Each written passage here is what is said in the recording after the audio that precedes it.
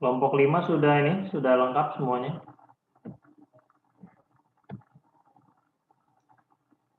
Sudah lengkap belum kelompok 5? Sudah Pak, sudah Pak.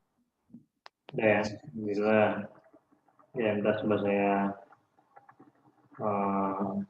absen dulu ya. Absen kelompok 5 maksudnya.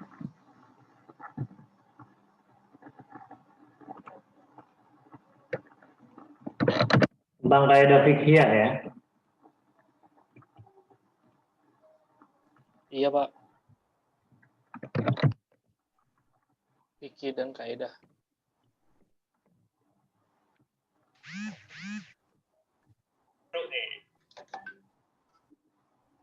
Silakan ini apa namanya dipersiapkan karena nanti kalian akan share screen ya. Oh, apa mungkin kayaknya sudah disetting semuanya bisa share screen ya. Fikih dan kaidahnya insya Allah dibawakan oleh teman-teman kita.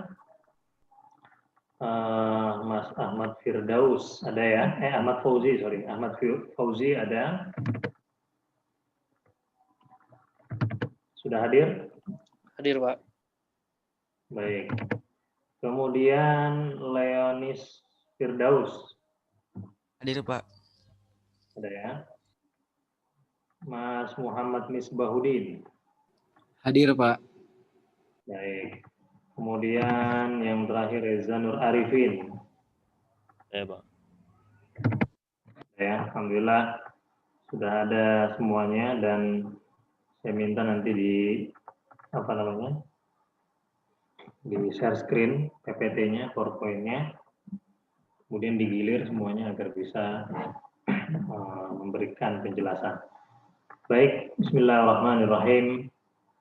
Assalamualaikum warahmatullahi wabarakatuh. Waalaikumsalam warahmatullahi wabarakatuh. Wah, sebentar.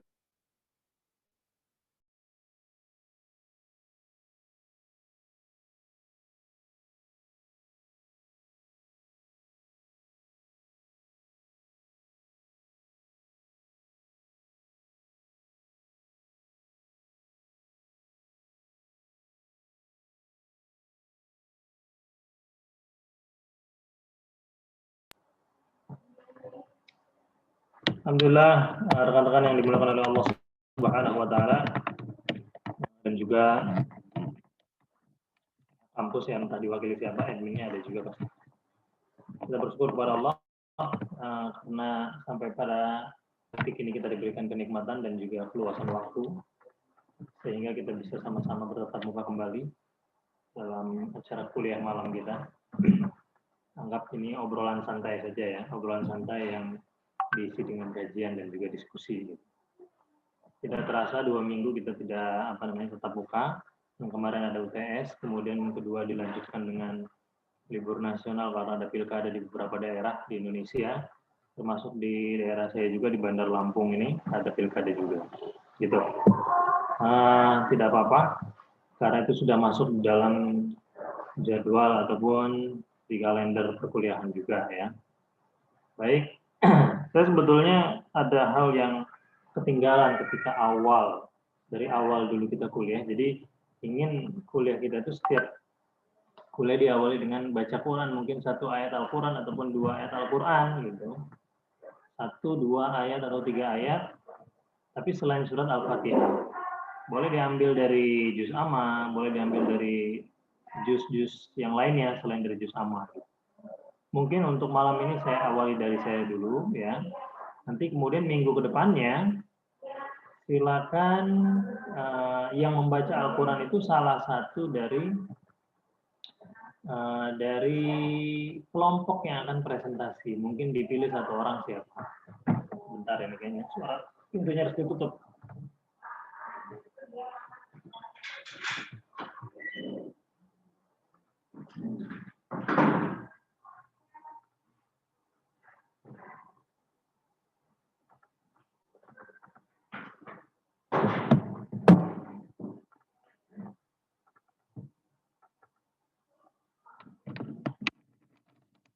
Halo, cek 1, 2, 3.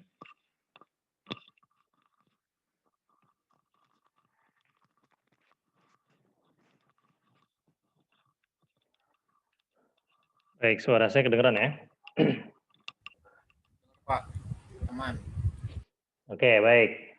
Nah, jadi ini adalah sebetulnya gitu, agar yang namanya kuliah kita ini diberkahi lah gitu ya.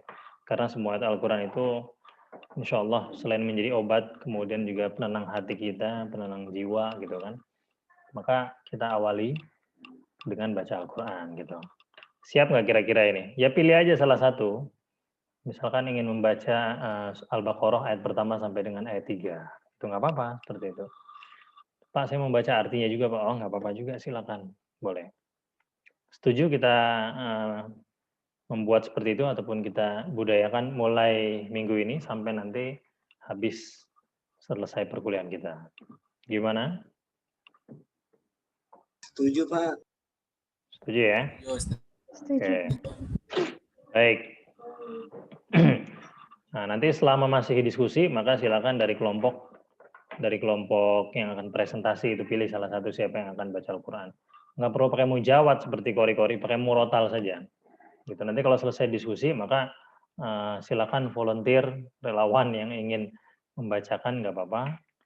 Jangan nggak perlu malu karena bacanya jelek, nggak apa-apa. Nanti bisa kita perbaiki gitu.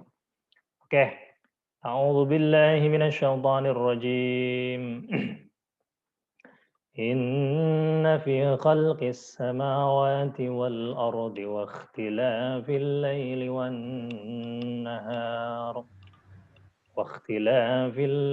والنهار لآيات لأولي الألباب الذين يذكرون الله قياما وقعودا وعلى جنوبهم ويتفكرون في خلق السماوات والأرض ربنا ما خلقت هذا باطلا سبحانك فقنا عذاب النار ربنا إنك من تدخل النار فقد أخزيته وما للظالمين من أنصار Sadaqallahul Azim. Artinya ya, sesungguhnya dalam penciptaan langit dan bumi dan silih bergantinya malam dan siang terdapat tanda-tanda bagi orang yang berakal. Yaitu orang-orang yang mengingat Allah sambil berdiri atau duduk atau dalam keadaan berbaring. Dan mereka memikirkan tentang penciptaan langit dan bumi seraya berkata, Ya Tuhan kami, tiadalah Engkau menciptakan ini dengan sia-sia. Maha suci Engkau, maka peliharalah kami dari siksa neraka. Ya Tuhan kami, sesungguhnya barang siapa yang Engkau masukkan ke dalam neraka, maka sungguh telah Engkau hinakan ia, dan tidak ada bagi orang-orang yang zalim seorang penolong pun. Ini adalah surat Ali Imran ayat 190 sampai dengan ayat 192. Ini biasa saya baca juga ketika imamin maghrib ataupun imamin isya di masjid gitu ya. Sebetulnya dia sampai ayat 200 sampai innaka la tukhliful mi'ad gitu. Nah, jadi dibacanya murotal saja. Nah, dibacanya murotal saja seperti tadi. Nah, itu tadi jenis bacaan murotal gitu ya. Oke.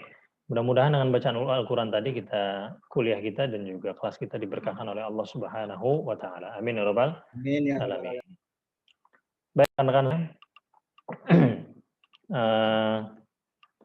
Ini kelompok 5 insya Allah sudah siap menyampaikan dan saya ingin memberikan sedikit pandangan dan juga muqaddimah ya terkait tentang kaidah fikhiyah. Di dalam Islam ini banyak sekali hal-hal yang menjadi pedoman ataupun hal-hal yang menjadi garis-garis besar di dalam melakukan ibadah gitu, melakukan ibadah. Ada yang berkata bahwasanya ibadah itu harus ada dalilnya gitu. Ibadah itu harus ada dalilnya. Kalau ibadah nggak ada dalilnya maka haram ataupun maka bisa makruh hukumnya gitu. Nah, di dalam kaidah fikih ini kita akan menemukan hal-hal yang kita lakukan sehari-hari sebetulnya itu sudah tertera di kaidah fikih itu ataupun di kaidah fikhiyah. Dalam Islam itu ada kaidah fikhiyah, ada kaidah usuliyah, ada dawabit fikhiyah gitu. Nah, kalau kaidah usuliyah nanti lebih perinci lagi. Kalau kaidah fikhiyah itu garis besarnya ataupun secara umum utamanya ada 5. Utamanya ada berapa? Ada 5, ya. Utamanya ada 5. Yang pertama adalah al-umuru bimaqasidiha. Gitu. Al-umuru bimaqasidiha artinya artinya apa? Segala perkara itu ditentukan dengan tujuannya, gitu. Segala perkara itu harus ada yang namanya tujuannya, gitu. Seperti halnya kita datang ke sebuah tempat. Nah, apa niat kita untuk mendatangi tempat tersebut? Kita melakukan sesuatu, apa niat dari dalam hati kita untuk melakukan hal tersebut? Maka dalilnya adalah innamal a'malu binniyat. Segala macam perbuatan itu ataupun yang dilakukan manusia tergantung pada niatnya. Walaupun covernya baik tapi niatnya buruk, maka akan dinilai oleh Allah sebagai amalan buruk. Walaupun di sisi manusia terlihat baik, gitu kan. Maka kita kembalikan lagi kepada niatnya itu. Tuh, ini saya sekelumit saja ya, tidak secara detail akan saya jelaskan. Kemudian yang kedua adalah, karena nanti contoh-contohnya akan dijelaskan oleh kelompok 5 gitu ya. Tadi al-umuru bimaqasidiha, ya contohnya tadi seperti halnya kita contoh yang lain lah, misalkan memberi harta ataupun memberi harta kepada orang lain bisa jadi untuk zakat atau kafarah atau sekedar biasa, sedekah biasa, tapi tergantung niatnya. Jadi kita memberikan uang itu niatnya untuk apa? Sedekah ataupun infak ataupun kafarah ataupun zakat fitrah dan lain sebagainya, gitu ya. Kita melakukan puasa. Nah, puasa ini niatnya apa? Nah, niatnya untuk qadha ataupun niatnya untuk puasa sunnah dan lain sebagainya. Gitu ya. Kemudian yang kedua, al-yaqinu la yuzalu bisyakki. Keyakinan itu tidak bisa dihilangkan oleh keraguan. Jadi ketika kita dihadapkan sebuah masalah di dalam yakin atau ragu, maka kita kalahkan keraguan, kita ambil yang kita yakini, gitu. Ya. Jadi hal yang seperti ini kita banyak yang belum tahu gitu. Contoh misalkan ketika sholat zuhur misalkan, zuhur asar lah, kan itu 4 rakaat. Kadang kita lupa ini di rakaat kedua atau rakaat ketiga. Kemudian kita kadang lupa juga ini rakaat ketiga atau rakaat keempat gitu kan. Nah maka keraguan kalian ada di mana? Oh saya ragu Pak, kira-kira ini kayaknya rakaat ketiga ini. Kayaknya kalau rakaat ketiga berarti nggak usah duduk tasyahud akhir duduk tasyahud, nah, berarti langsung berdiri lagi. Kalian ragu bahwasanya ini adalah rakaat ketiga. Nah, sekarang yakinnya berapa? Di rakaat berapa? Kayaknya nih saya yakin ini masih rakaat kedua, gitu. Saya yakin ini masih rakaat kedua. Maka ambillah yakinnya itu, buang keraguan kita kalau kita ini masih di rakaat ketiga. Maka pilih yang di rakaat kedua itu. Walaupun nanti keputusan kita salah padahal itu rakaat ketiga. Nah, nanti itu tetap dicatat sebagai pahala bahwasanya kita menghilangkan keraguan itu. Ya, maka ini bisa digunakan dalam keadaan sholat ataupun keadaan lainnya gitu ya. Al-masyaqqatu tajlibu taisir, yang ketiga. Nah, kesempitan mendatangkan kemudahan. Ini yang sering saya sampaikan kepada teman-teman semuanya.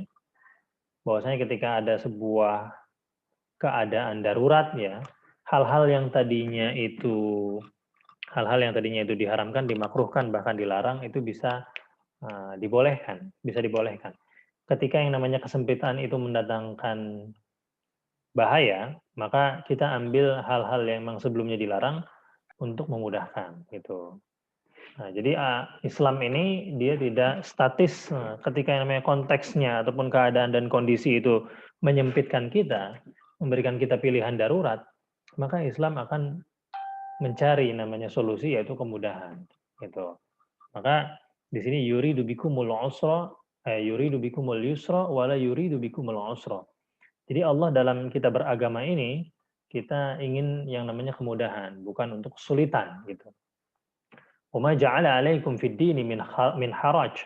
Jadi dan tidaklah Allah jadikan atas kalian bahwasanya agama ini suatu kesukaran.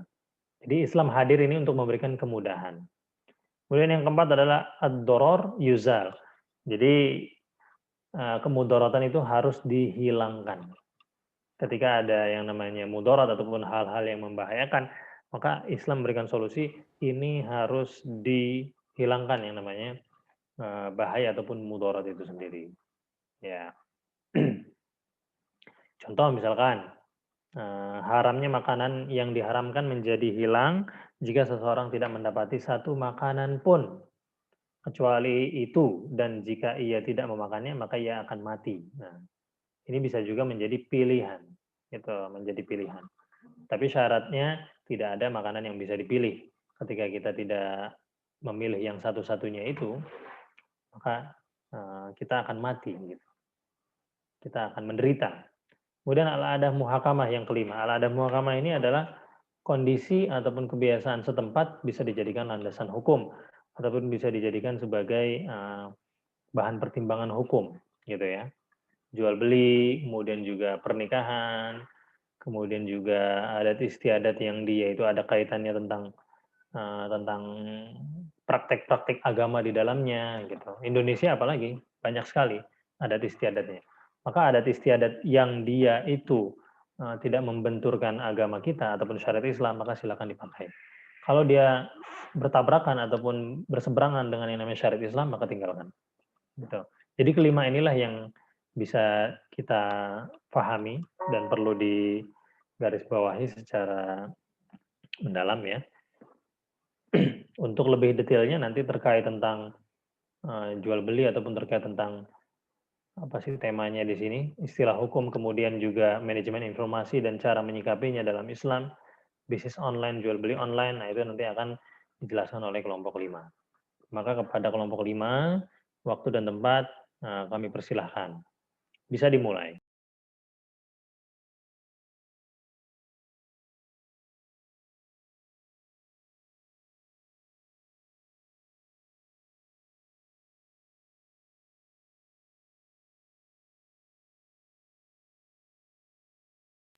Silakan bisa dimulai presentasinya. Bisa share screen.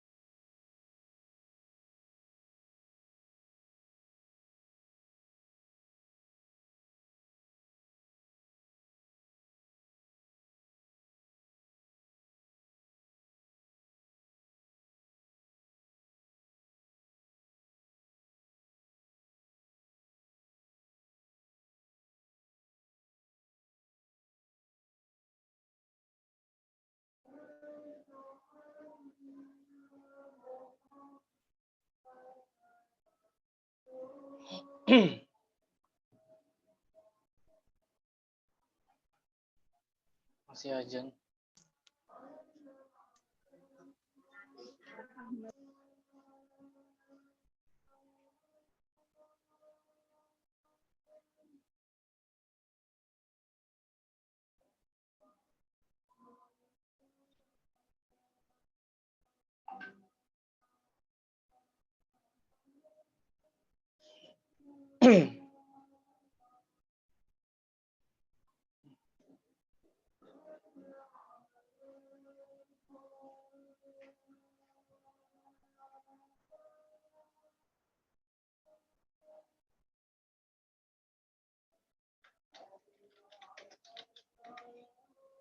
Bisa dimulai, Pak? Sudah bisa. Oke. Silakan. Ya. Assalamualaikum warahmatullahi wabarakatuh. Waalaikumsalam warahmatullahi wabarakatuh. Kameranya dibuka ya. Yang presentasi.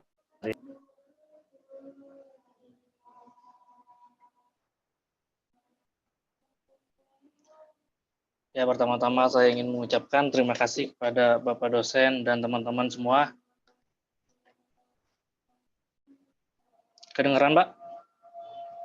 Ya, jelas kedengaran. Oke. Bagus suaranya. Ya. Ya, kita dari kelompok 5 ingin ngebahas materi dari mata kuliah agama yang mendapatkan materi fikih dan kaidahnya. slide berikutnya. Ya. Langsung membahas tentang definisi fikih.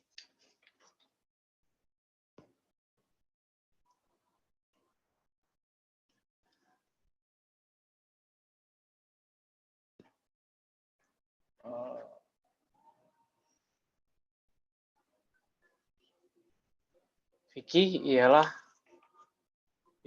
bidang ilmu dalam syariat Islam. Secara khusus membahas persoalan tentang hukum yang mengatur berbagai aspek kehidupan manusia, individu, sosial atau bermasyarakat, maupun spiritual ataupun kehidupan manusia dengan Tuhannya. Terus menurut Imam Abu Hanifah selaku ulama fikih mendefinisikannya, fikih sebagai ilmu pengetahuan seorang muslim tentang kewajiban dan haknya sebagai hamba Allah. Fikih ini membahas tentang cara beribadah dan muamalah ataupun interaksi sosial yang tersurat dalam Al-Quran ataupun Sunnah. Terdapat 4 mazhab dari Sunni yang mempelajari fikih. Istilah faqih untuk seorang yang sudah menguasai ilmu fikih. Ahli fikih membagi 4 pembahasan utama, yaitu ibadah, muamalah, munakahah, dan jinajah. Tapi sebagian ahli fikih lainnya membagi pembahasan fikih hanya 2 aspek saja, yaitu ibadah dan muamalah. Terus langsung ke istilah hukum. Istilah hukumnya terbagi menjadi 5. Yang pertama ada wajib atau fardu, terus sunnah, terus mubah atau makruh, dan haram. Yang pertama wajib. Wajib atau fardu merupakan status hukum yang harus dilakukan oleh mereka yang memenuhi syarat wajibnya. Syarat wajib yang dimaksud adalah orang yang sudah mukallaf, yaitu seorang muslim yang sudah dewasa dan berakal sehat. Jika kita mengerjakan perkara yang wajib, maka akan mendapat pahala, namun bila ditinggalkan maka akan mendapat dosa. Beberapa contoh ibadah yang diwajibkan bagi umat Islam adalah sholat 5 waktu dan puasa Ramadan. Jika dibagi lagi, terdapat 2 pembagian sifat hukum wajib, yaitu fardu ain, yaitu hal yang harus dilakukan oleh semua orang muslim yang sudah memenuhi syarat tanpa terkecuali. Terus ada fardu kifayah, yaitu hal yang harus dilakukan oleh muslim mukallaf. Namun jika sudah ada yang melakukannya, maka tidak jadi wajib lagi bagi yang lain. Contoh adalah sholat jenazah. Terus yang kedua itu ada sunnah.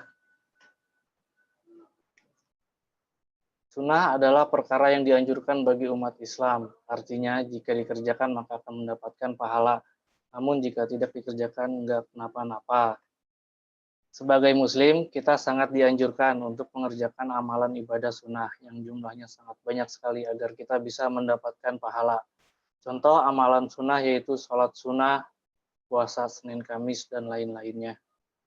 Jika dibagi lagi, terdapat 2 pembagian sifat hukum sunnah, yaitu sunnah muakkad dan sunnah ghairu muakkad. Sunnah muakkad adalah perkara amalan sunnah yang sangat dianjurkan oleh Nabi Muhammad SAW. Yang kedua ada sunnah ghairu muakkad, yaitu perkara amalan sunnah yang hanya dianjurkan saja. Terus ketiga ada mubah. Mubah artinya boleh. Dalam Islam, mubah merupakan sebuah hukum di mana seorang muslim boleh mengerjakan suatu perkara tanpa mendapat pahala dan dosa. Hal ini lebih condong pada aktivitas dan kegiatan duniawi. Contoh perkara mubah antara lain adalah makan, minum, dan lain-lainnya. Keempat ada makruh.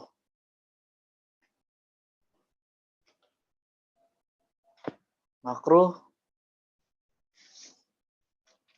adalah suatu perkara yang dianjurkan untuk tidak dilakukan. Jika dilakukan tidak berdosa, namun jika ditinggalkan akan mendapatkan pahala. Artinya, makruh adalah perbuatan yang sebaiknya dihindari, meski jika dilakukan tidak mendapatkan dosa. Namun sebaiknya tidak dilakukan. Contoh perbuatan makruh adalah makan sambil berdiri ataupun berkumur saat sedang berpuasa. Yang kelima, ada haram. Haram adalah suatu hal yang dilarang dan tidak boleh dilakukan oleh umat Islam. Haram termasuk status hukum di mana sebuah perkara tidak boleh dikerjakan. Jika dilakukan maka akan mendapatkan dosa. Sebagai seorang muslim, sudah sepantasnya kita menjauhi hal-hal dan perbuatan yang haram karena bisa mendekatkan kita dengan siksa api neraka. Beberapa contoh perbuatan haram. Yang pertama ada perbuatan maksiat seperti zina, main judi, fitnah, makan daging babi, mencuri, dan lain-lain yang harus kita hindari. Oke, sekian yang dilanjutin sama teman. Silakan. Baik. Assalamualaikum warahmatullahi wabarakatuh. Yang ketiga itu C, kaidah hukum. Kaidah-kaidah fikih merupakan kaidah-kaidah yang disimpulkan dari dalil-dalil Al-Quran dan As-Sunnah mengenai hukum-hukum fikih. Dengan demikian, kaidah fikih ini adalah rumusan para ulama setelah mereka melakukan istiqro atau observasi terhadap dalil-dalil Al-Quran dan Al-Sunnah mengenai berbagai hukum fikih. Perkara tergantung pada tujuannya. Di antara dalilnya adalah sabda Rasulullah Shallallahu Alaihi Wasallam bersabda, yaitu innama amalu biniyat, yang artinya sesungguhnya amalan itu hanya tergantung pada niatnya. Dalam hal ini amalan tergantung kepada niat. Dalam hal pertama, diterima tidaknya amalan oleh Allah tergantung pada niatnya. Apakah ikhlas karena Allah atau tidak? Yang kedua, amalan mubah bernilai ibadah atau tidak. Yang ketiga, untuk membedakan perbuatan biasa atau adat dengan ibadah. Yang keempat, untuk membedakan ibadah yang satu dengan ibadah yang lainnya. Contoh penerapan kaidah ini untuk membedakan perbuatan biasa dengan ibadah. Contohnya yang pertama yaitu duduk di masjid bisa jadi sekadar untuk beristirahat atau dengan tujuan untuk itikaf, tergantung pada niatnya. Yang kedua, memberi harta kepada orang lain. Bisa jadi untuk zakat atau kafarah atau sekedar sedekah biasa, tergantung kembali pada niatnya. Yang ketiga, menyembelih binatang bisa jadi untuk ibadah kurban atau akikah, atau sekadar untuk makan-makan biasa, kembali juga terkandung pada niatnya. Contoh penerapan kaidah ini untuk membedakan ibadah yang satu dengan ibadah yang lainnya. Contoh yang pertama, sholat 4 rakaat bisa jadi sholat zuhur atau sholat asar, tergantung niatnya juga. Yang kedua, sholat 2 rakaat di waktu subuh, bisa jadi sholat subuh atau sholat sunnah sebelum subuh, tergantung pada niatnya juga. Yang ketiga, puasa biasa jadi puasa qadha atau puasa sunnah, tergantung niatnya juga. Untuk materi selanjutnya akan dijelaskan oleh Muhammad Misbahuddin.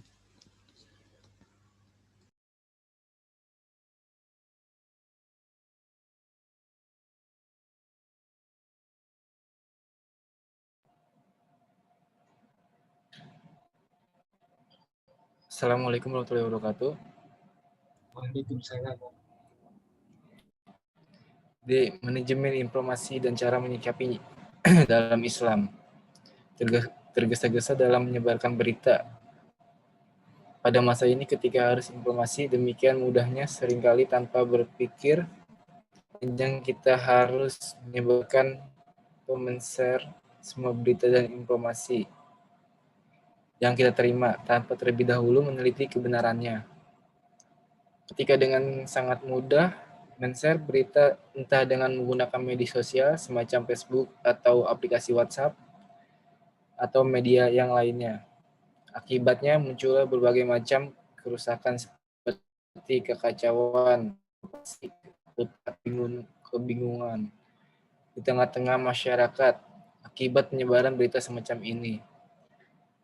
Pada Rasulullah Shallallahu Alaihi Wasallam dengan tegas mengatakan, kafa bimar'i kaziba an yuhadasya bikulli masyami'a masya. Cukuplah seorang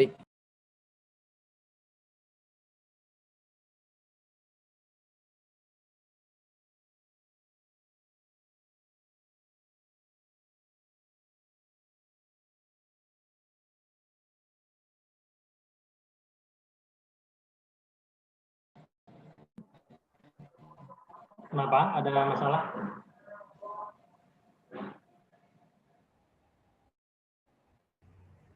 Sepertinya kendala dengan koneksi kali, Pak. Suaranya hilang, Mas Udah, Maudin. Pak. Oke. Dicek-cek sound aja. Iya Pak, kendala koneksi Pak. Oke, nggak apa-apa. Lanjut. Cek. Masuk. Mantap. Cukuplah seseorang dikatakan sebagai pendusta apabila dia mengatakan semua benar. Janganlah kita tergesa-gesa menyebarkan berita tersebut, karena sikap seperti ini hanyalah berasal dari setan.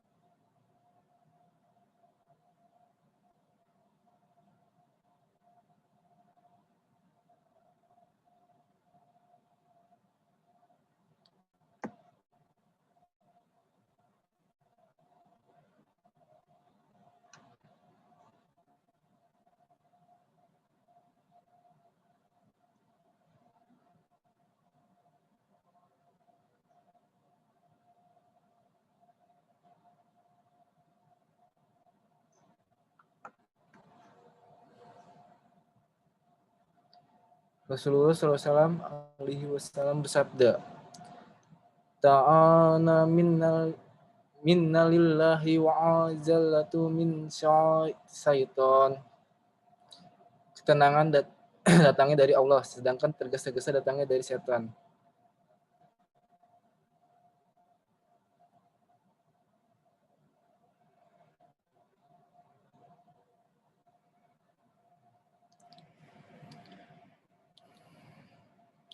Kebenaran sebuah berita dengan cermat. Allah Ta'ala pun memerintahkan kepada kita untuk memeriksa suatu berita terlebih dahulu karena belum tentu semua berita itu benar dan valid. Allah Ta'ala berfirman, ayyuhallazina amanu in za'akum fasiku binabi'i fastayanu an tusibu qawma bizahalati fatusbihu ala ma fa'atum na'diman. Wahai orang-orang yang beriman, jika datang kepadamu orang fasik membawa suatu berita, maka periksalah dengan teliti agar kamu tidak menimpakan suatu musibah kepada suatu kaum tanpa mengetahui keadaannya yang menyebabkan kamu menyesal atas perbuatan itu.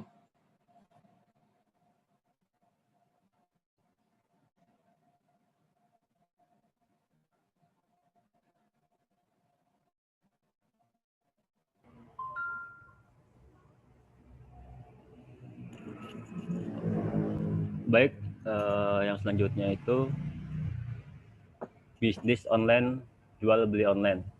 Pengertian jual beli dalam Islam, dalam bahasa Arab kata al-bay berarti jual beli, yang secara harfiah memiliki makna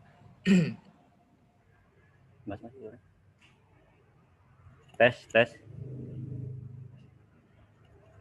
Ya, jelas. Ya, baik Pak. Miss Bahudin di unmute ya? Di mute. Baik Pak, bisa saya lanjut Pak? Ya, lanjut. Baik, terima kasih. Bisnis online atau jual beli online, pengertian jual beli dalam Islam, dalam bahasa Arab kata al-bay berarti jual beli, yang secara harfiah memiliki makna pertukaran atau mubadalah. Kata ini dipakai untuk menyebut penjual maupun pembelian.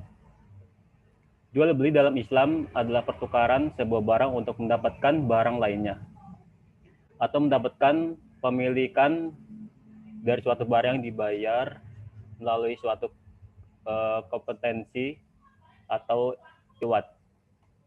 Praktik jual beli dalam Islam sangat penting kedudukannya. Hal ini adalah dilihat dari banyaknya aturan dan larangan yang ditulis dalam Al-Quran mengenai rukun dan syarat jual beli dalam Islam. Hukum dalam agama Islam. Hukum belanja online dalam Islam diperbolehkan sebagai tidak dapat unsur-unsur riba, kezaliman, monopoli, dan penipuan dengan memperhatikan ketentuan barang yang dibeli halal dan jelas spesifikasinya.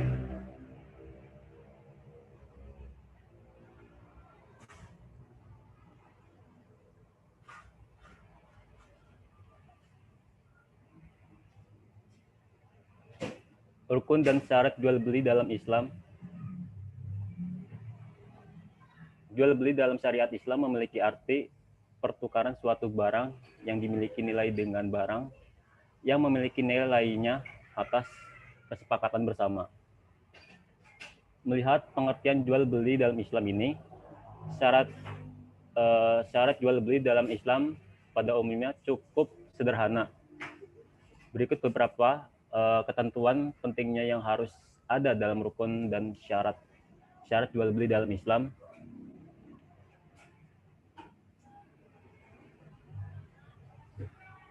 Yang pertama, pihak penjual dan pembelian yang bertransaksi barang atau jasa yang akan diperjualbelikan, harga yang dapat diukur dengan nilai uang atau barang lainnya,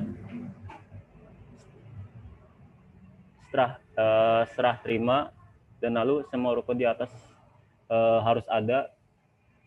Kalau salah satu ada tidak dipenuhi, maka jual beli tidak dapat dilakukan dan tidak sah.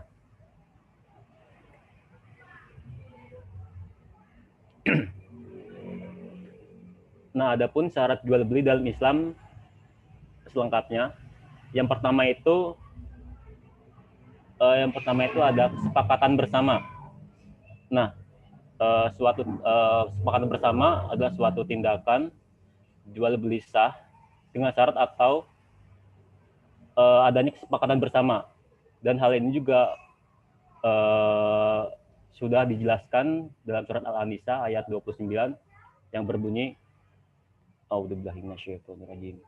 Bismillahirrahmanirrahim. Ya ayyuhalladzina amanu la takunu amwalakum bainakum bil batini illa an takuna tijaratan an taradim minkum wala taqtulu anfusakum innallaha kana bikum rahim. Yang artinya, hai orang-orang yang beriman, jangan kamu saling memakan harta sesamamu dengan jalan yang batil, kecuali dengan jalan perniagaan yang berlaku dengan suka sama suka di antara kamu. Terus yang kedua, penggunaan akal sehat. Transaksi jual beli dalam Islam wajib dilakukan oleh dua pihak yang sehat secara akal dan melihat secara konteks transaksinya.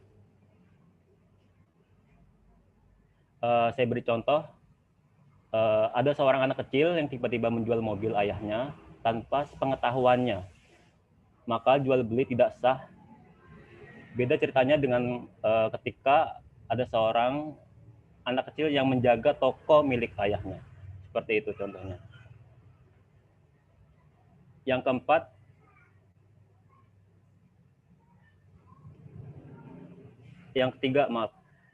barang diperjualbelikan harus dimiliki si penjual.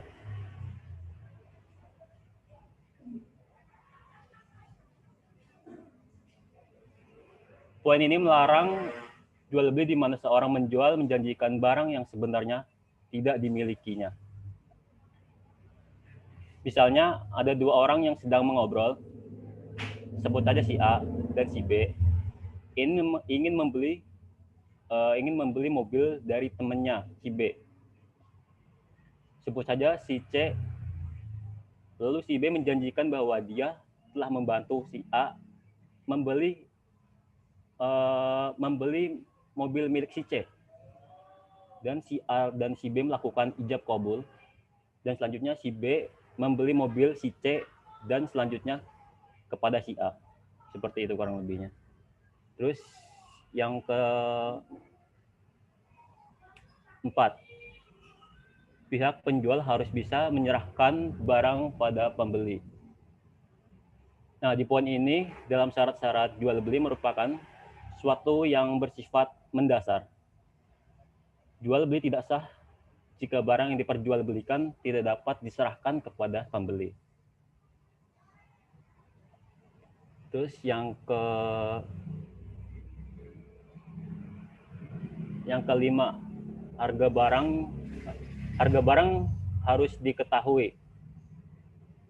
Harga barang harus diketahui. Informasi harga dari barang atau jasa yang dijual harus disampaikan dan diketahui oleh pihak.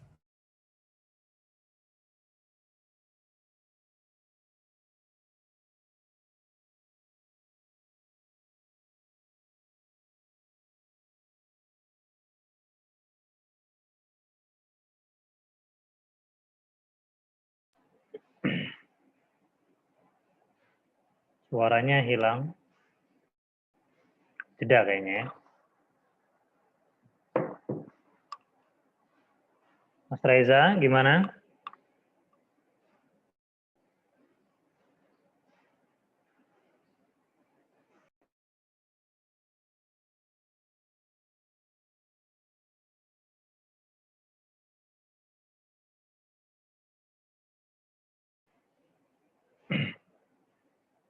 Sudah ya, Mas Reza ya?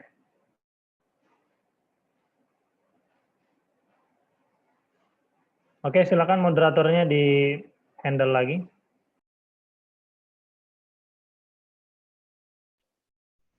Iya, Pak.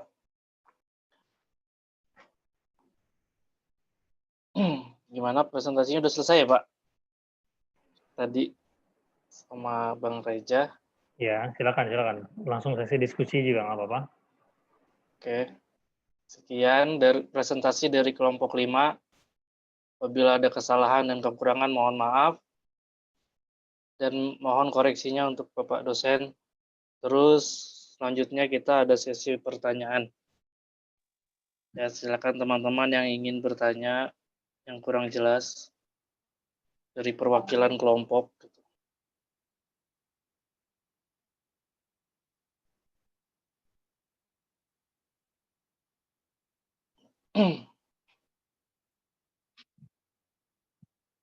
Selamat malam.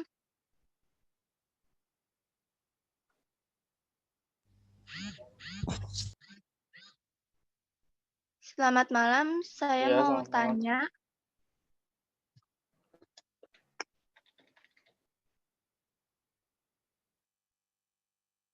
Saya Ana dari kelompok 7 ingin tanya.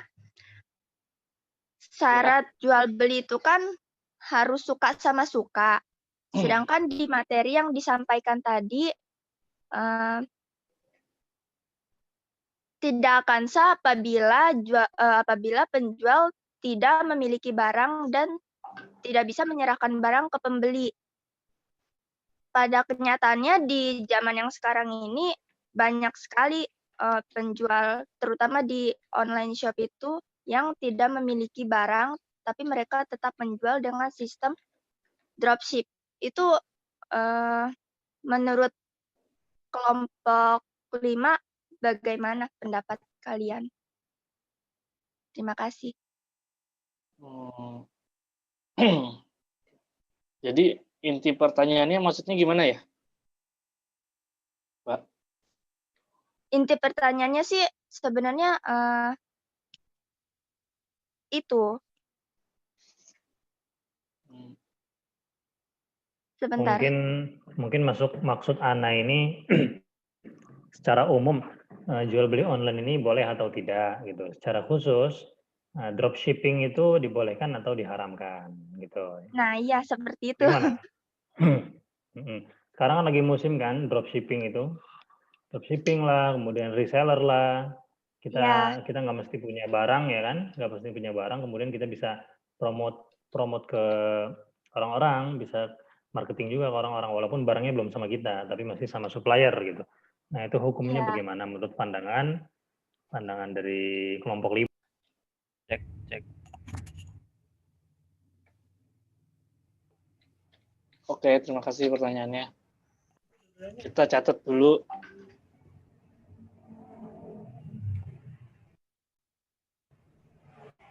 Tes. 1, 2, 3. 1.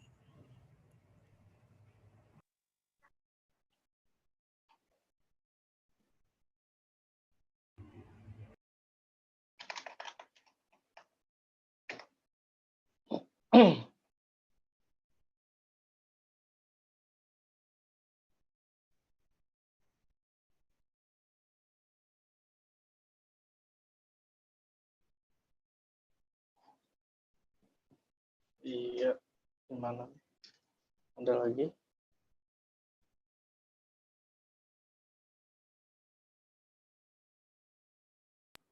Yang lain, silakan yang lain. Nah ini ada pertanyaan juga di chat itu, silakan dibaca. Ada dari Ridwan, ada dari Mas Atta.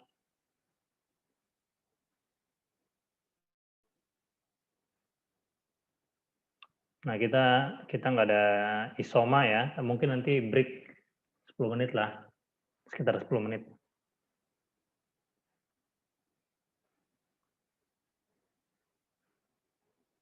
Silakan boleh dibacakan yang penanya yang di chatnya itu dibacakan, silakan Mas Ridwan sama Mas Atta Esa.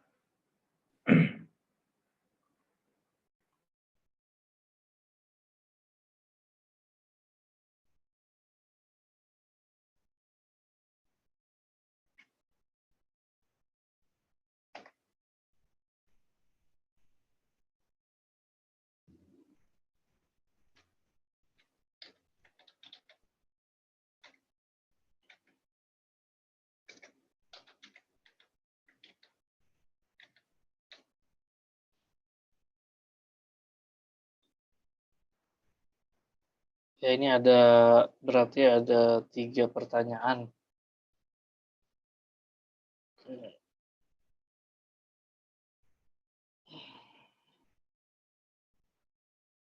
Ya, teman-teman ada yang mau langsung dijawab.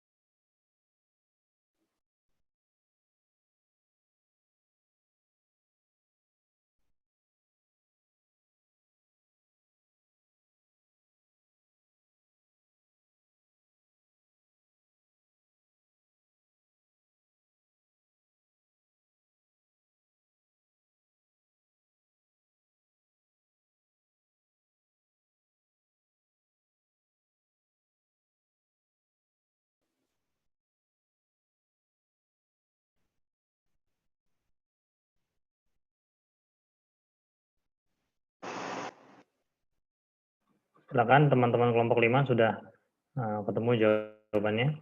Yang lain yang ingin bertanya mungkin? Ini hadir semua ini ya. Hadir Pak, hadir. Hadir Pak. Ya, walaupun kamera ditutup tapi hadir semua insya Allah ya. Ya, insya Allah Pak. Pak, mau nanya Pak, suara jelas nggak Pak? Jelas. Halo, ya, Assalamualaikum warahmatullahi wabarakatuh. Ya, silakan. 1, pertanyaannya gini, dalam berbuah malah kita misalnya beli barang gitu kan, dengan jalan kredit. Artinya sama-sama setuju lah untuk dibeli barang itu secara dicicil. Nah, solusinya seperti apa nantinya jika ternyata cicilannya tidak dapat terpenuhi segala macam, kan kalau di muamalah tidak boleh ada denda atau apapun, tidak boleh ada wan prestasi. Itu solusi terbaiknya seperti apa, Pak? Untuk kelompok 5. Terima kasih.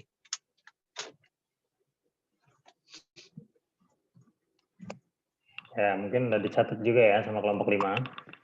Nah, silakan ditampung, kemudian nanti bisa dijawab sesuai urutannya ya. Ini semuanya pasti terkait tentang kehidupan sehari-hari dan beberapa dari kita mungkin mengamalkan juga gitu ataupun melakukan itu. Nah, maka kita sama-sama mencari jawaban yang tepat agar memang kita melakukan itu nyaman gitu. Jadi dalam perspektif Islam apa sih statusnya itu bagaimana gitu? Itu makruh kah, haram kah, halal kah, atau malah dapat merusak yang namanya ingin kita di dalam berislam, maka kita harus tahu hukumnya. Silakan kelompok 5 bisa ditampung. Kayaknya cukup dulu ya, udah berapa menanya itu? Ada sekitar 4 ya kayaknya ya.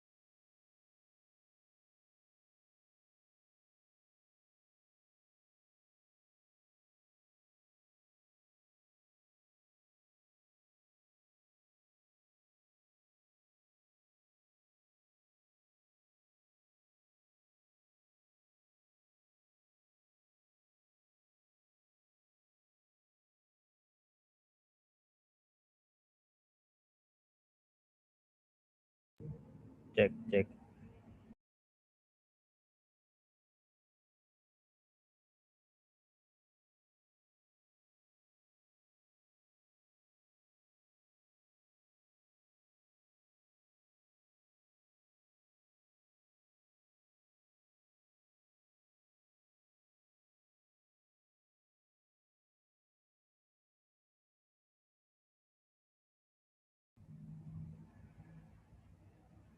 Oke, baik.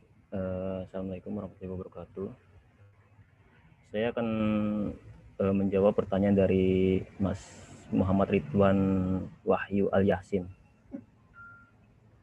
Yang pertanyaannya, jelaskan apa yang dimaksud dengan rubu ibadat, rubu muamalat, rubu munakahat, dan rubu jinajat.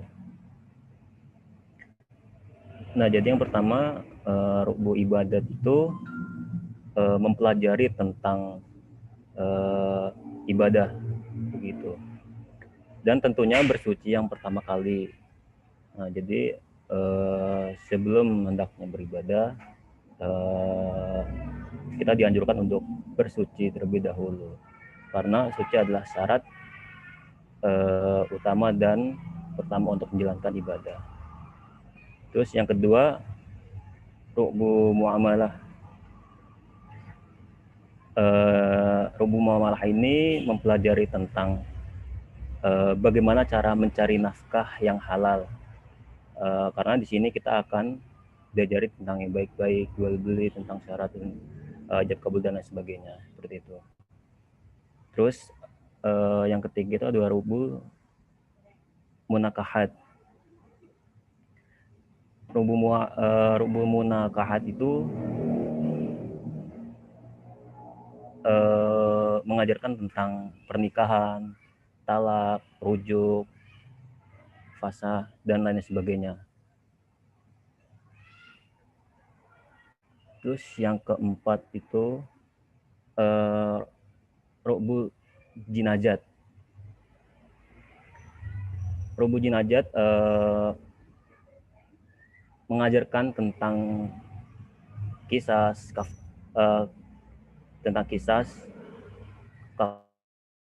kafarah dan lain sebagainya. Kisah itu apa sih? Kisah itu yaitu tentang yaitu tangan dengan tangan, mata dengan mata, telinga dengan telinga, yang artinya jika kita memotong tangan orang maka hukumnya untuk kita adalah memotong tangan kita sama seperti kita memotong tangan orang lainnya. Seperti itu mungkin Mas Ridwan Wahyu mungkin ada yang bisa menambahkan, saya persilahkan.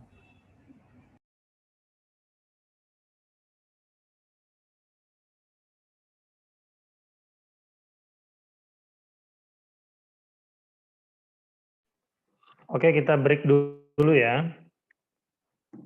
Kita break dulu 10 menit. Jadi mau sholat isya silakan sholat isya dulu. Mungkin kelompok 5 juga bisa sambil dicari jawabannya terkait tentang pertanyaan-pertanyaan tadi. Nanti kita mulai lagi jam 8:10. Oke, terima kasih.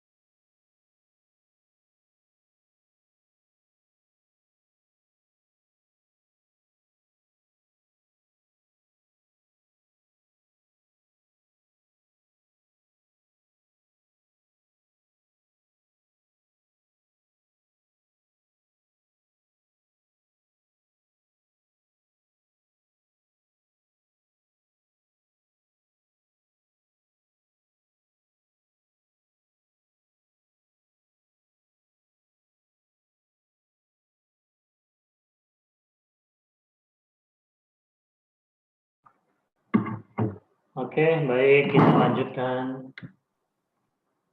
perbincangan kita. Gimana kelompok 5? Sudah ada jawaban terkait pertanyaan-pertanyaan Mas Ahmad Fauzi, Mas Leonis, Muhammad Misbahuddin, dan Mas Reza Nur Arifin. Gimana? Silakan.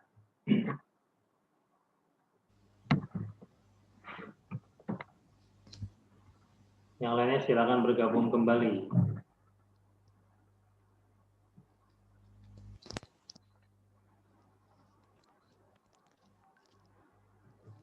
Pak Agus, lagi di mana itu?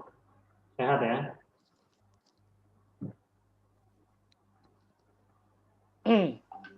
Iya, Pak. Saya mau lanjut, Pak. Silakan.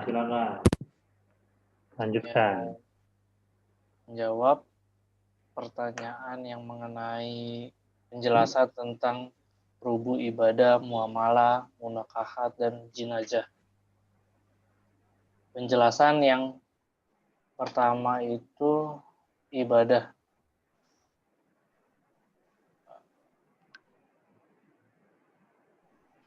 Rubu ibadah di sini tentunya tentang bersuci yang pertama kali, karena suci adalah syarat utama dan pertama untuk menjalankan ibadah.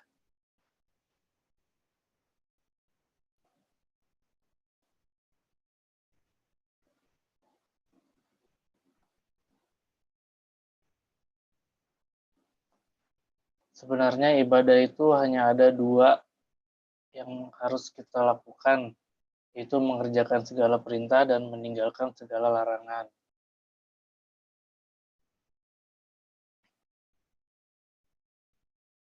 Contohnya kayak seperti sholat, puasa, atau zakat.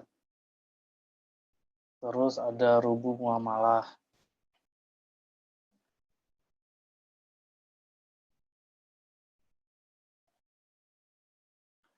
Rubu muamalah ini tentang bagaimana cara kita mencari nafkah yang halal, contohnya seperti itu, Pak. Mbak Ana, tadi siapa yang bertanya? Terus tentang jual beli yang baik, syariatnya gitu. Ini tentang muamalah, tentang bersosial yang baik, yang benar.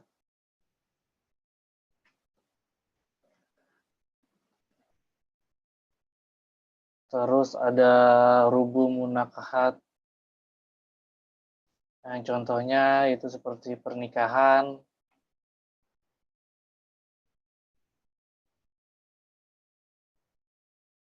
Terus yang maksudnya kayak mempelajari atau memahami agar kita paham syarat sah pernikahan, ataupun menjadi saksinya, ataupun jadi wali, gitu, dan sebagainya. Terus ada rubu jinayat.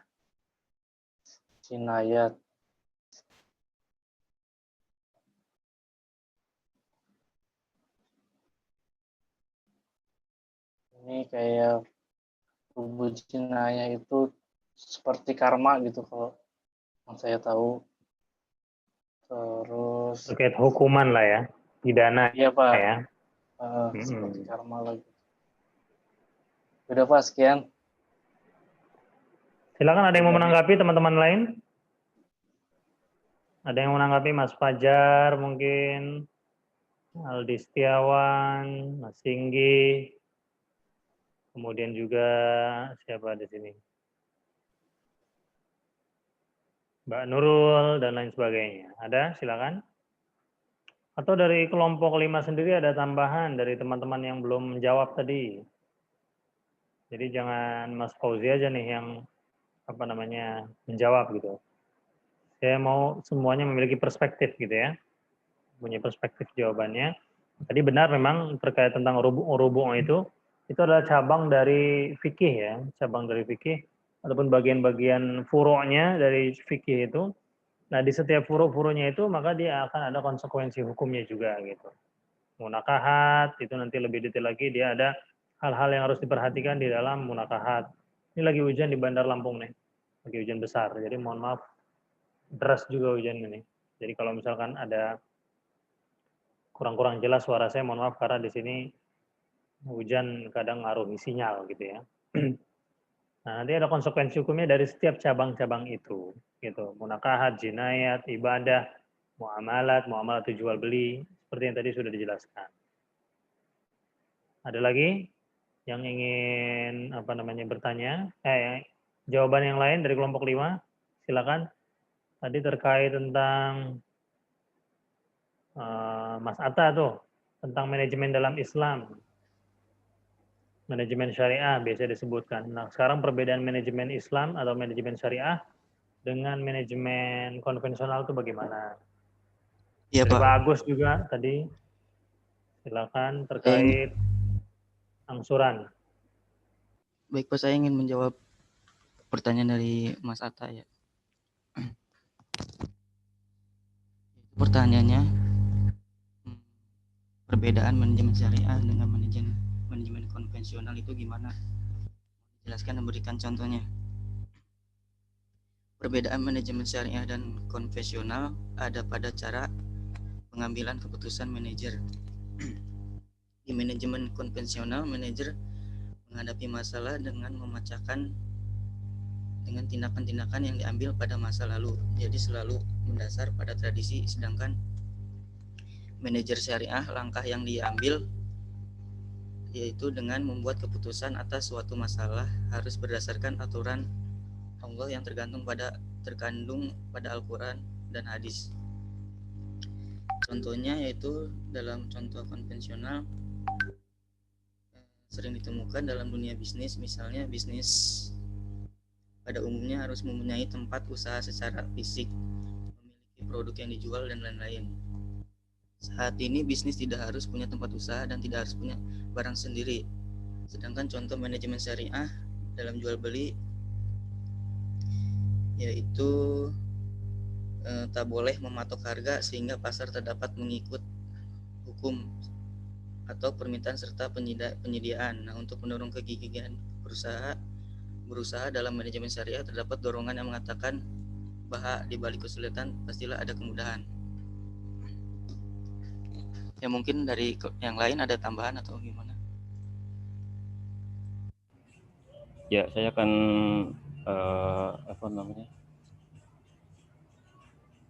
menambahkan sedikit. Jadi intinya manajemen syariah itu tentunya mengandung prinsip-prinsip yang sesuai dengan ketentuan syariat Al-Quran dan hadis. Sedangkan manajemen konvensional itu tidak mengacu hal tersebut. Jadi manajemen konvensional tidak menjadikan ketuhanan sebagai prinsip dasar mereka, dan sehingga dalam pelaksanaan aktivitasnya lebih mengacu kepada duniawi seperti itu. Dan juga kalau untuk yang syariah itu yaitu yang melibatkan unsur ketuhanan di dalamnya. Jadi jika dilihat secara sekilas, memang perbedaan prinsip ini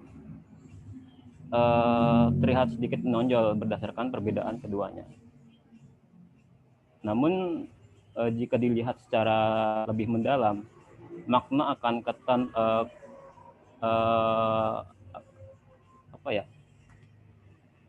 makna dari beberapa rincian perbedaan yang membuat manajemen syariah dan manajemen konvensional itu berbeda, seperti itu.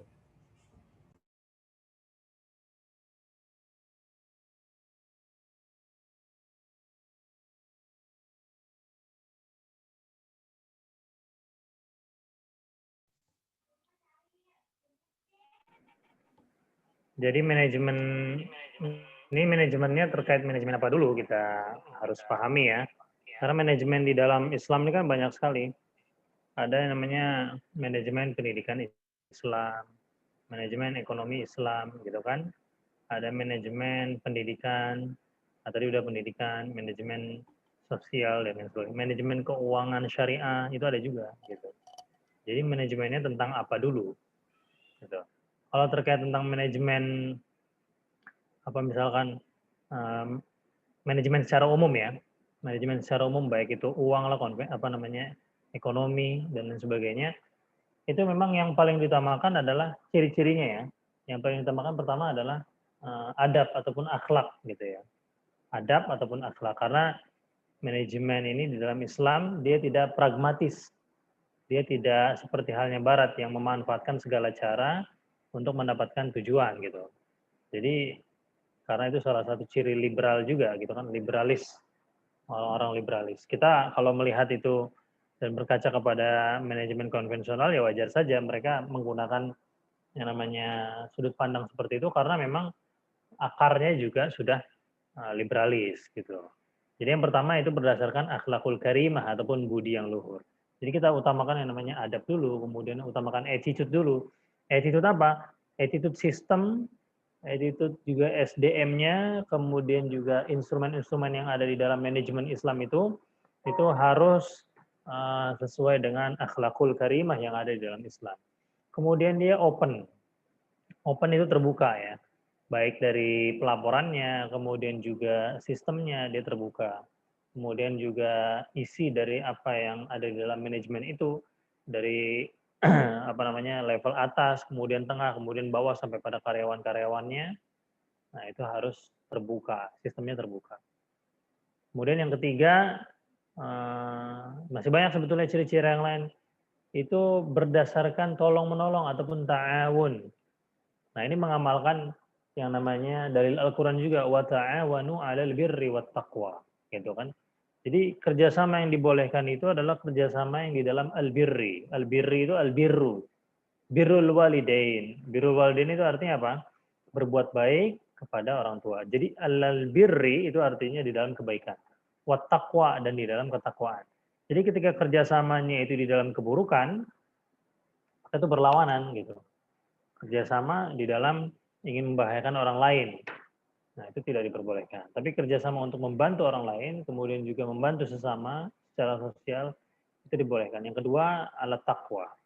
Maka kata Allah dikatakan, wallahu fi aunil abdi. Dan Allah itu senantiasa menolong hambanya. Allah akan memberikan yang pertolongan dari atas ataupun dari langit, gitu ya. Madam al-abdu fi auni akhihi. Ketika yang namanya seorang hamba itu masih peduli dan membantu sesamanya. Jadi ketika yang namanya kita mengharapkan pertolongan secara vertikal dari Allah Subhanahu wa taala, apa dulu yang harus kita lakukan? Kita harus juga memperhatikan sisi horizontal kita. Nah, jadi jangan kita diamkan dan kita tidak pedulikan yang namanya orang-orang yang ada di sekitar kita. Karena dengan kita menolong dan juga membantu ta'awun 'alal birri wat taqwa bersama orang-orang yang ada di sekitar kita dalam hal kebaikan ya, maka seiring dengan itu pertolongan dari Allah pun akan turun gitu ya. Jadi banyak sekali dalil-dalil dan juga hal-hal yang terkait tentang itu, saling bekerja sama, kemudian saling membantu satu sama lain, itu juga ada. Ya bahasa NKRI-nya gotong royong lah gitu. Gotong royong, kerja bakti, kerja bareng-bareng, indahnya kebersamaan. Ya mungkin itu ciri-ciri manajemen Islam. Kalau manajemen konvensional ya kita sudah tahu. Ya, karena kita memang di dalam kehidupan kita sehari-hari ya kita sudah melihat bagaimana apa namanya cover ataupun isi dari manajemen konvensional itu. Jadi dari sisi yang tiga tadi mungkin tidak ada di dalam manajemen konvensional. Mungkin ada tetapi dengan terminologi yang berbeda. Gitu. Pertanyaan yang belum terjawab.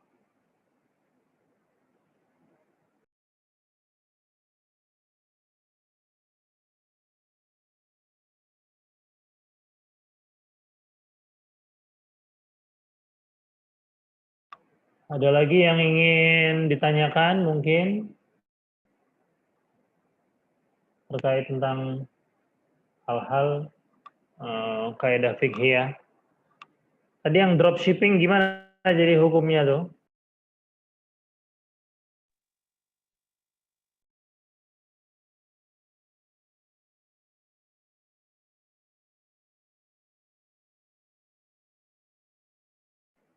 Mbak Anna Selvia, gimana sudah jelas jawaban yang tadi tentang dropshipping? Sudah, Pak. Terima kasih.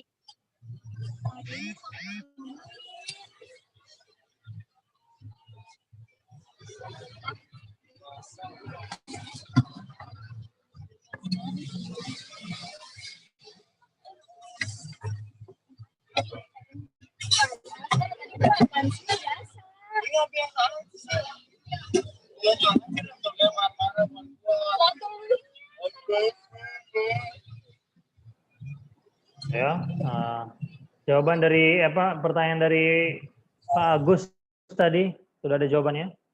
Kelompok 5.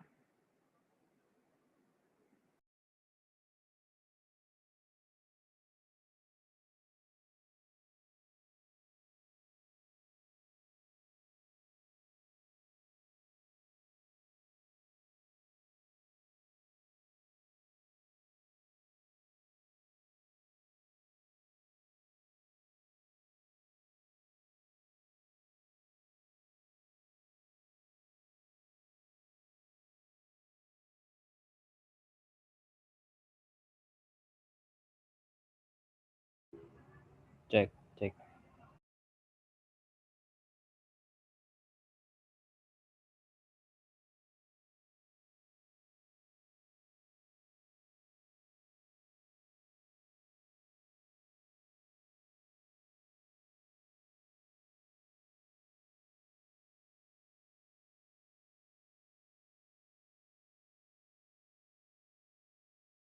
Silakan Mas Reza, mau dijawab tadi pertanyaan-pertanyaannya.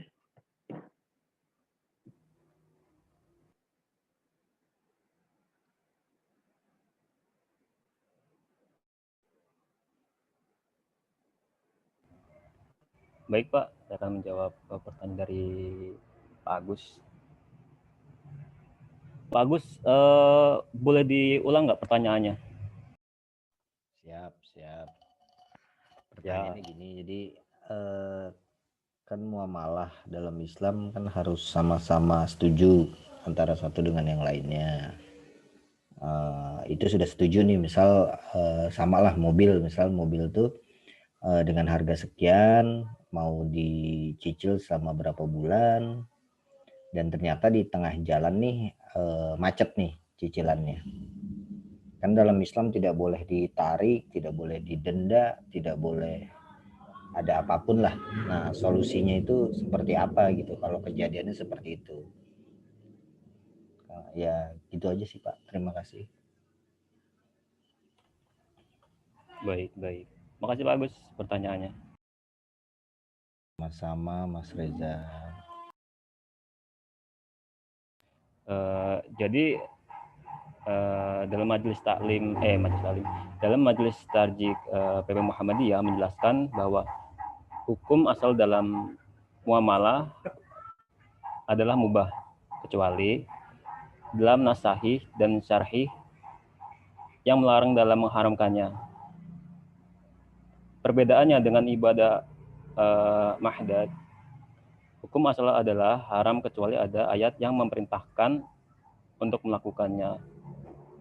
Dan dengan demikian tidak perlu mempertanyakan dalil yang mengakui keabsahan sebuah transaksi muamalah. Jika dilihat dari Al-Quran, maka jual beli secara umum dihalalkan. Dan riba merupakan hal yang diharamkan sesuai yang sudah dijelaskan dalam Quran surah Al-Baqarah ayat 275 yang artinya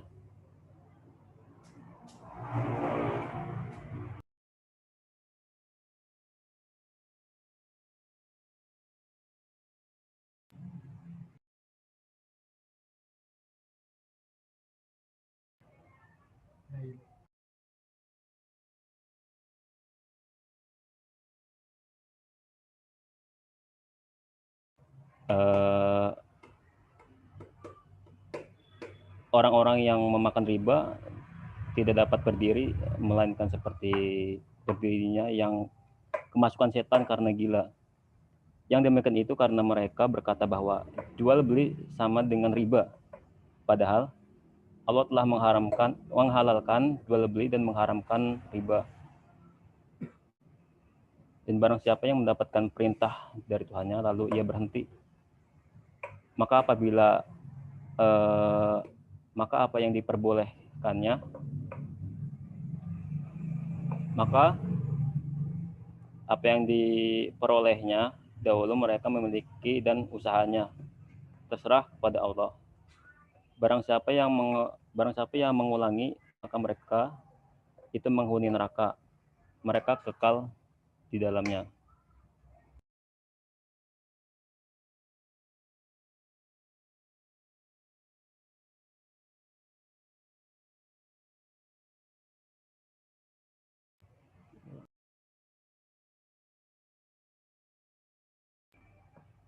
Jadi ulama menafsirkan dua akad dalam suatu transaksi tersebut adalah ketika penjual menyebut harga jual baik dengan kontan maupun lewat kredit tanpa adanya kesepakatan.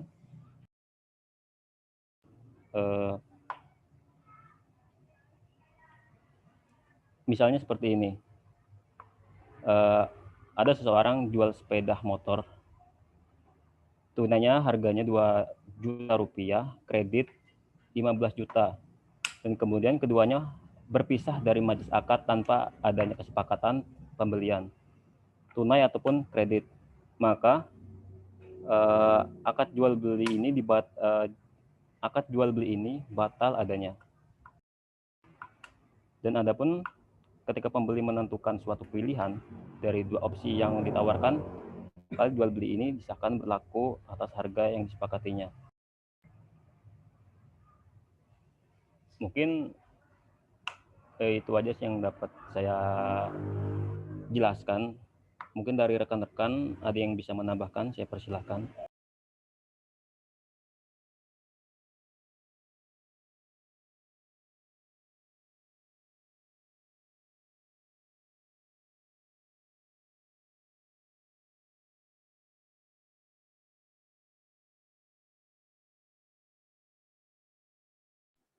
Ya, teman-teman yang lain silakan. Ada yang punya jawaban lain?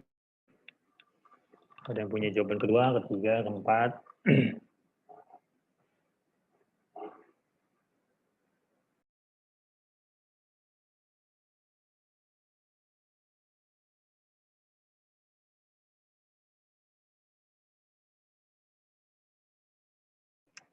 Ada pertanyaan lain? Gimana Pak Agus? Udah ini jelas belum? Belum, Pak. Kesimpulan solusinya tuh gimana gitu? Apakah si objeknya tuh harus dijual, dikembalikan, atau gimana untuk menutupi kurangnya gitu? Mungkin teman-teman ada yang dia pernah merasakan ini berurusan langsung, ataupun juga ada yang pernah mengalami, silakan bisa share ininya. Atau memang saudaranya pernah melakukan hal tersebut, kemudian macet angsurannya, apa yang dilakukan.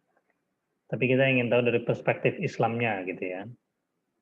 Mungkin kelompok 5 bisa diperjelas lagi kesimpulan hukumnya, bagaimana solusi hukumnya dari Islam itu bagaimana?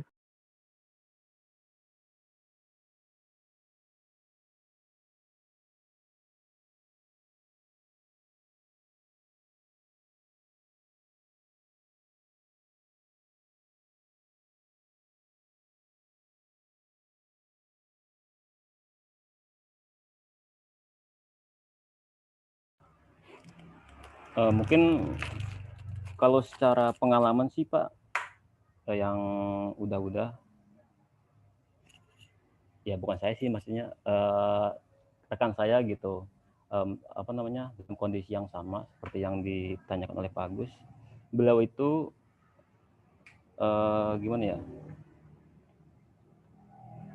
dia menyerahkan kepada rekannya kembali, dalam arti meminta temannya untuk meneruskan terlebih dahulu, mungkin berhubung dia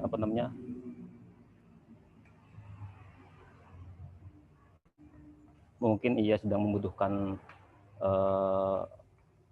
barang tersebut atau nanti sebagainya, mungkin di kemudian hari bisa ditebus kembali oleh si orang pertama tadi untuk apa namanya, apa ya bahasanya, untuk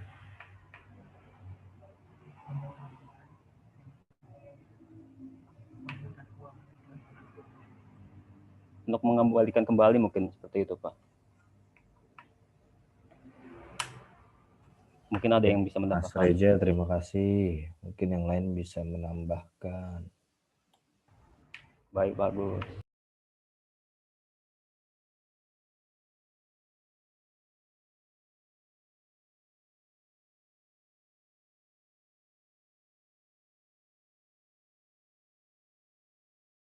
Kalau dari sisi Islamnya ya, saya sedikit menambahkan jawaban dari Mas Reza tadi.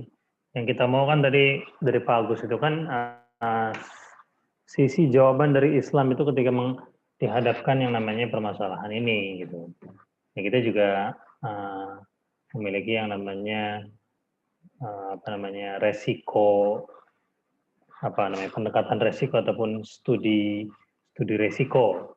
Biasanya ada tuh di dalam berbagai macam hal menimbang kemungkinan terburuknya yang akan terjadi. Biasanya itu diperkirakan juga sama pihak kreditur sama debitur ya. Kreditur itu orang yang memberikan kredit gitu ya. Debitur itu orang-orang yang menghutang itu ataupun yang berangsur itu. Kalau dari sisi Islam sebetulnya di sini kita bisa ambil dalil dari kaidah fikih ya, la doror wala diror. Jadi jangan ada yang membuat kemudaratan. Ya tadi seperti yang tadi kaidah fikihnya itu kalau kita tarik, tidak ada yang membuat kemudaratan baik dirimu dan juga orang lain gitu. Jadi sebetulnya di dalam solusi Islam itu ada yang namanya ibra. Nah, ibra ini adalah pembebasan utang gitu.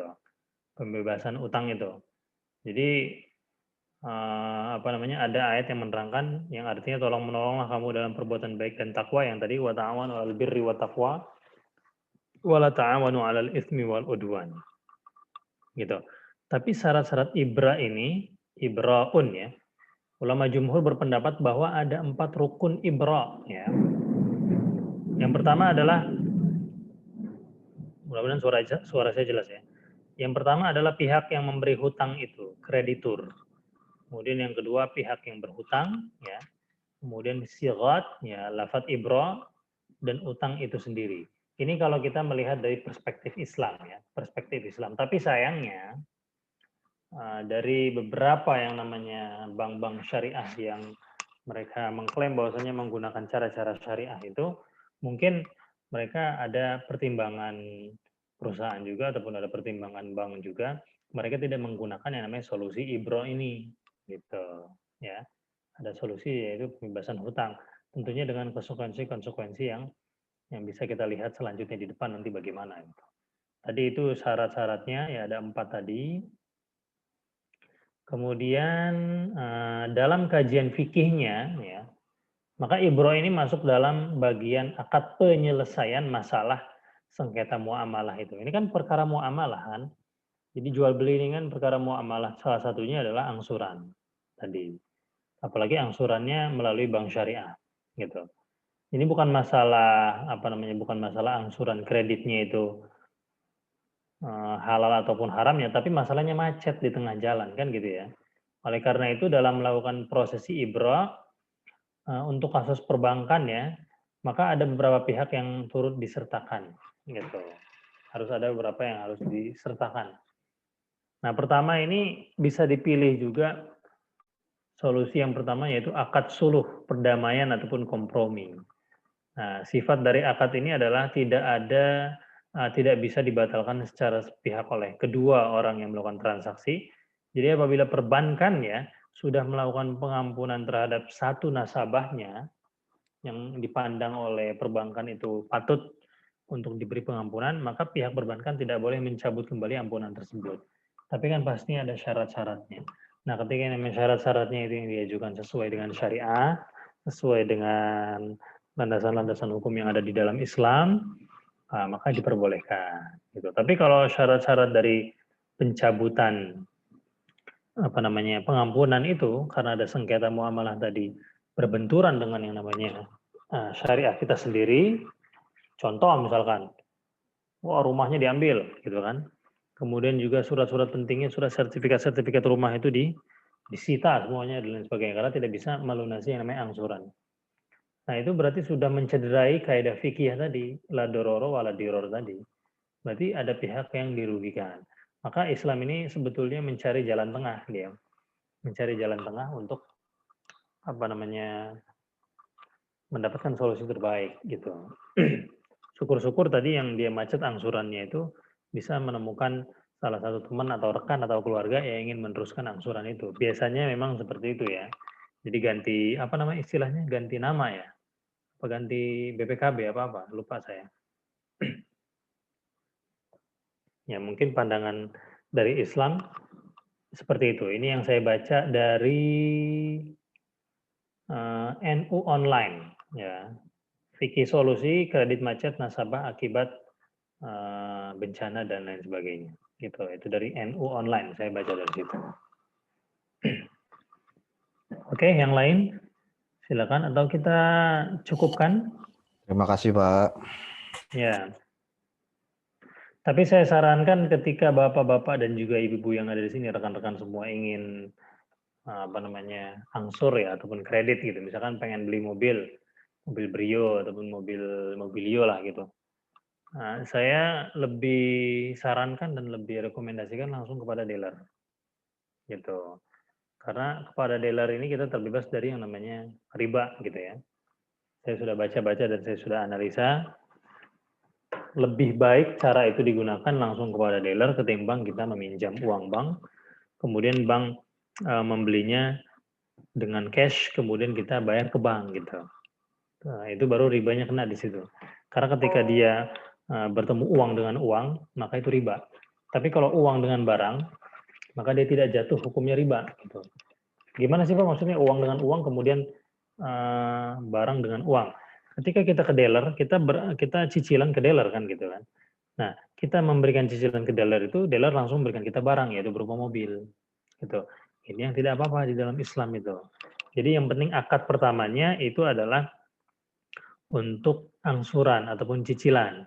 Jadi yang seharusnya mobil Brio itu 172 juta katakan ya, kemudian dengan angsuran per bulannya sekian, DP-nya sekian, selesai pada bulan sekian. Konsekuensinya harus difahami, harus disepakati, tanda tangan MOU. Nah gitu. Nah ini nggak apa-apa kalau kita langsung ke dealer itu. Nah tapi kalau misalkan kita ke bank, misalkan bank BCA katakan ataupun bank BRI yang non syariah ya, kemudian kita minta jasa bank untuk belinya secara cash, nah, nanti kita angsuran cicilannya ke bank. Nah, jadi kan itu uang dengan uang, kita memberikan yang namanya uang kita kepada bank untuk mengganti uang bank. Nah, untuk mengganti uang bank yang sudah dipakai membeli mobil kita. Nah, itu uang dengan uang, itu tidak dibolehkan. Sebetulnya bukan uang dengan uang saja.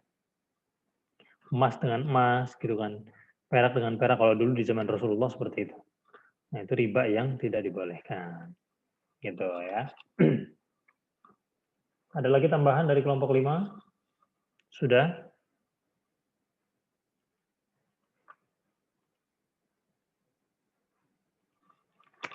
Ini untuk teman-teman yang kemarin sudah mengikuti UTS ya. Saya sudah cek juga dan jangan lupa deadline untuk makalah remedialnya dikumpulkan. Kapan terakhir itu? Tanggal berapa kemarin saya kasih tahu? Untuk makalah remedial. Pak, ada remedial, Pak? Ada. Tapi untuk orang-orang tertentu saja. Oh, jadi dikasih tahu pribadi ya, Pak? Iya. Tanggal 20 Desember ya. Tanggal 20 Desember itu deadline-nya. Tadi saya lihat lagi. Jadi silakan masih ada waktu sekitar 4 hari. 4 hari untuk mengumpulkan makalah remedinya itu. Deadline-nya 31 Desember, Pak. Oh, 31 Desember. Oh, berarti di UIN berarti. Ya, UIN saya ngasih tanggal 20 Desember. 31 ya. Ya, makasih udah diingatkan. Berarti masih panjang ini ya. Alhamdulillah sudah ada yang mengumpulkan 1 orang. Yang lainnya masih ditunggu. Oke, silakan kalau sudah tidak ada lagi pertanyaan dan dikira cukup, teman-teman dari kelompok 5 silakan ditutup presentasinya.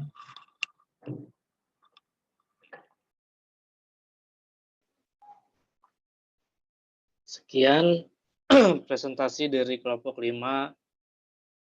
Saya mewakili anggota yang lainnya. Mohon maaf kalau ada kekurangan dan kesalahan. Terima kasih. Wassalamualaikum warahmatullahi wabarakatuh. Waalaikumsalam warahmatullahi wabarakatuh. Oke, baik ya. Saya ucapkan terima kasih kepada semua rekan-rekan kelompok 5 dan juga rekan-rekan yang lainnya.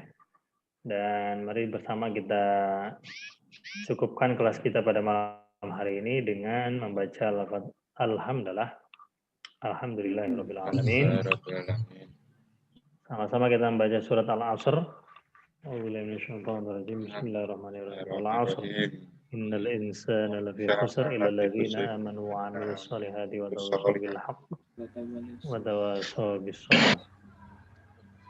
Ya, terima kasih atas waktunya dan kita tutup. Wabillahi taufiq wal hidayah. Al-'afwu minkum. Assalamualaikum warahmatullahi wabarakatuh. Waalaikumsalam. Terima kasih, Pak.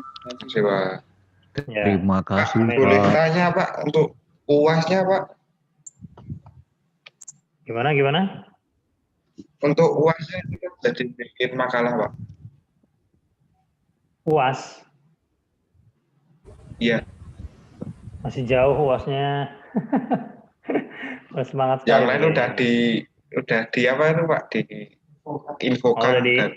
Udah diinfokan ya. Ya nanti mungkin UASnya apa yang lain itu? Makalah atau apa? Iya, ya, Pak. Nanti kita bahas di grup WhatsApp ya. Baik, Pak. Terima kasih, Pak. Kita bahas di grup WhatsApp ya. Oke, terima kasih. Saya pamit. Assalamualaikum. Waalaikumsalam. Baik, saya pamit ya. Waalaikumsalam.